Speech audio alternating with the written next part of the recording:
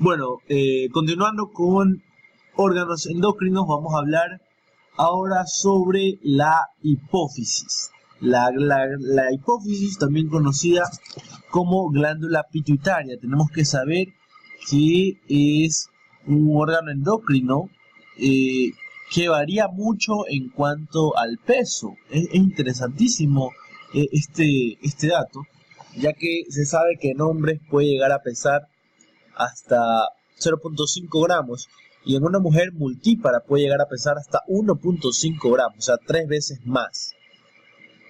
Tenemos que recordar que esta glándula se encuentra en la base del cráneo, en una depresión del hueso efenoide que conocemos como la silla turca. Ahí se encuentra alojada justamente la glándula pituitaria.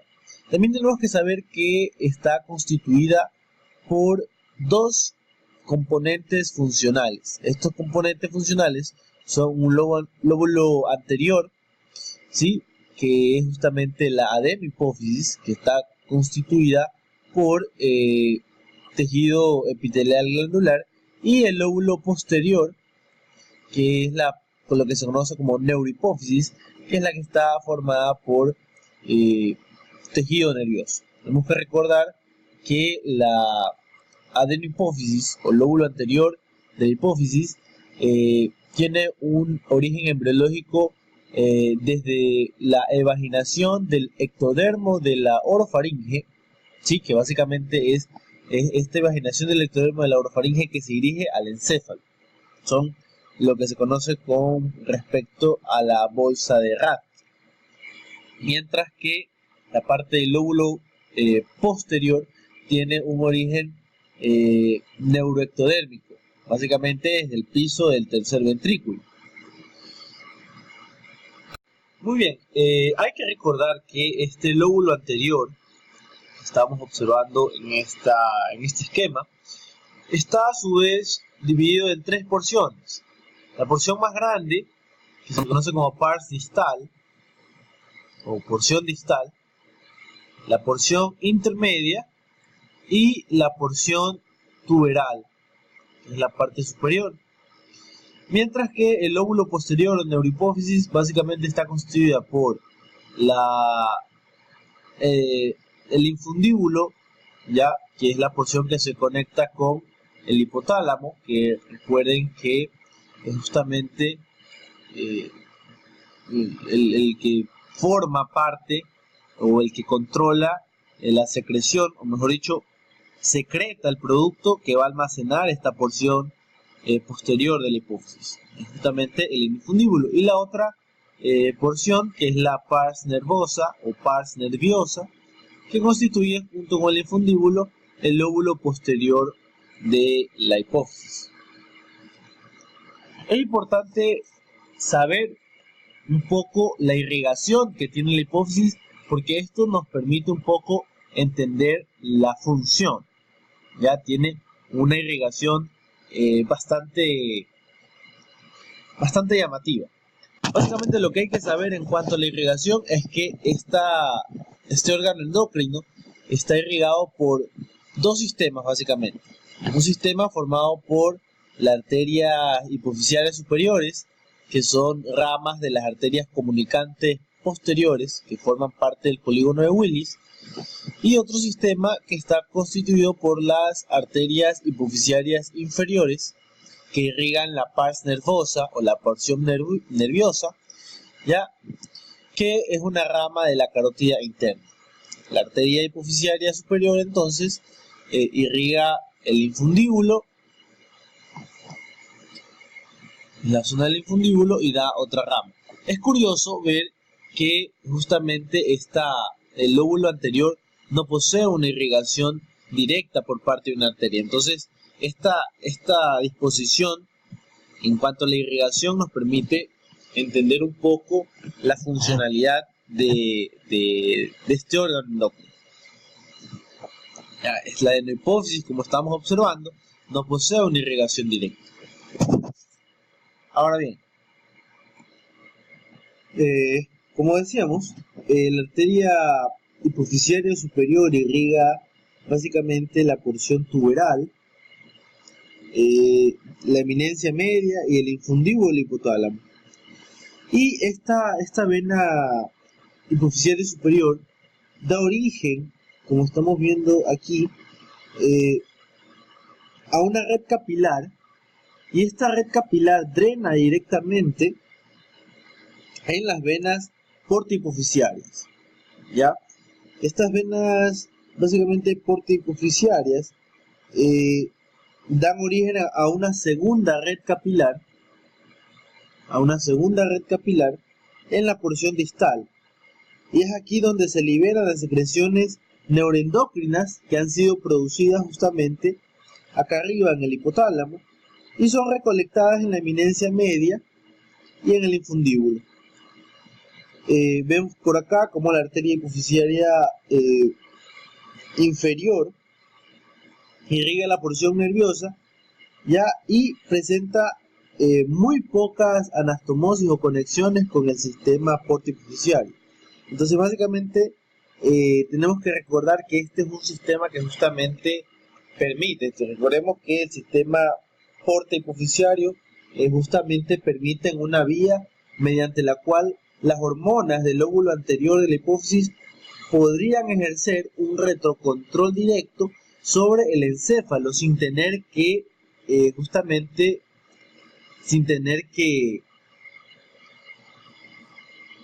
completar todo el circuito de la circulación sistémica, porque justamente estas venas hipofisiarias que nacen de este sistema portohipofisiario drenan a nivel del seno cavernoso, y del seno cavernoso, bueno, pues ya van al retorno venoso.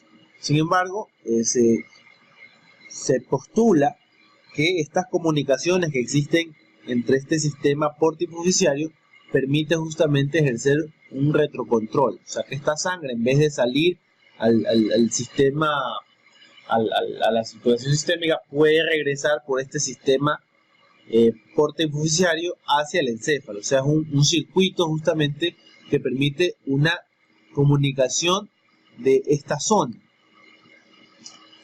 Y una vez teniendo clara un poco esta irrigación, vámonos ahora sí a la parte histológica.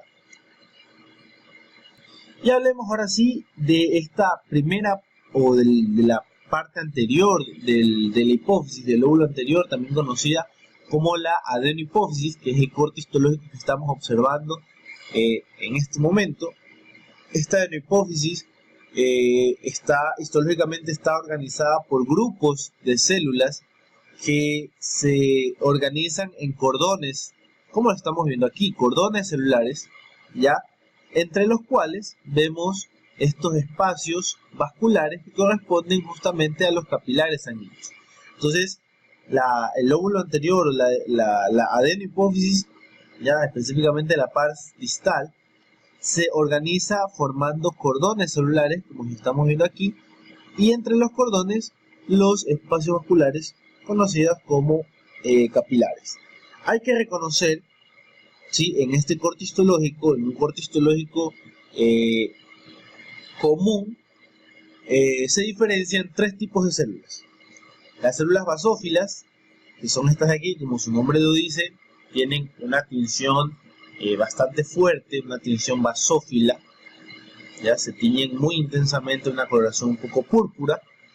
Ya estas células basófilas representan el 10% de la población celular de esta adenohipófisis. Por otro lado tenemos las células acidófilas, que son las que estamos observando por acá.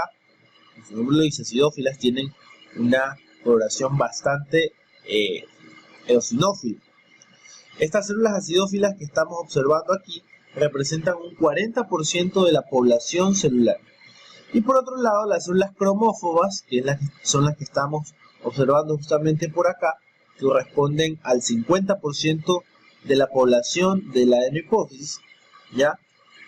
Son justamente estas de citoplasma bastante pálido. Ahora, esta clasificación que les estoy mencionando en este momento no posee una información respecto a la actividad secretora que poseen estas células, ¿ya?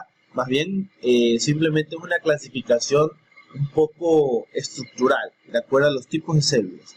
Pero la clasificación funcional de las células que observamos aquí en la adenohipófisis corresponden a 5 tipos de células que básicamente son conocidas como células secretoras. Los 5 tipos celulares que observamos a nivel de la hipófisis son las células somatotrofas, que representan el 50% de la población celular. Estas células son células que pertenecerían al grupo de las células acidófilas. Por otro lado, a las células lactotrofas, que representan aproximadamente el 5 al 20% de la población celular.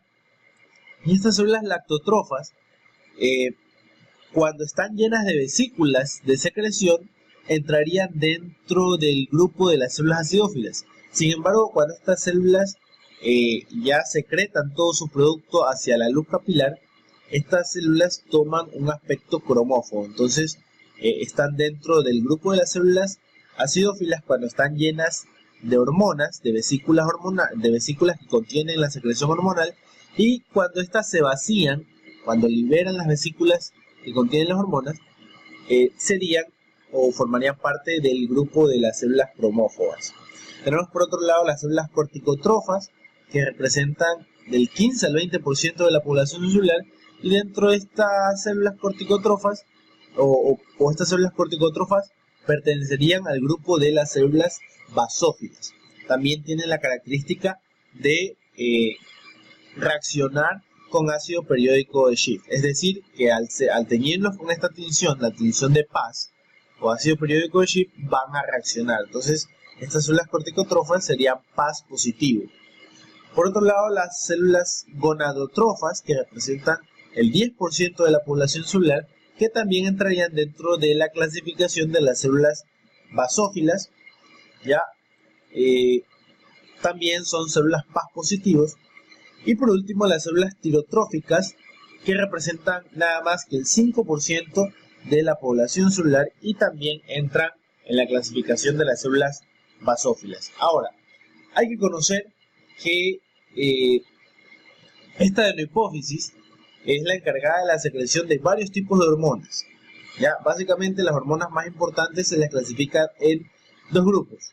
Las hormonas tróficas, en las cuales encontramos la hormona adrenocorticotrofa, la hormona tiroestimulante, la hormona folículo estimulante y la hormona leutinizante. Estas hormonas se las agrupa dentro de un solo nombre, llamadas tróficas, debido a que estas hormonas que les acabo de mencionar regulan la actividad de otras glándulas endócrinas, ¿ya? Por eso es que se las conoce como hormonas tróficas. Mientras que, aparte de estas hormonas tróficas, la adenohipófisis se encarga de la secreción de hormona de crecimiento y de prolactina, que son hormonas que actúan sobre otras células dianas que no son órganos endocrinos. Por eso es que se los divide en estos 2 grupos hormonales, tróficas y no tróficas. Entonces, obviamente, las células que les acabo de mencionar hace un momento son las encargadas de la síntesis de todas estas hormonas que les acabo de mencionar. Aparte de las células productoras de hormonas, aquí en adenohipófisis también encontramos otro tipo de células que están alrededor de los capilares sanguíneos, que son las células denominadas folículo estrelladas, aparte obviamente de fibrocitos y fibroblastos. Estas células folículo estrelladas son células que se encuentran alrededor de los capilares sanguíneos y que son muy difíciles de diferenciarlas con técnicas de rutina. Asimismo, las células productoras de hormonas. ¿Ya? Yo no puedo decir si esto de aquí, esta célula que estoy señalando es una somatotrofa o una lactotrofa llena de vesículas, porque ambas son acidófilas. ¿Ya?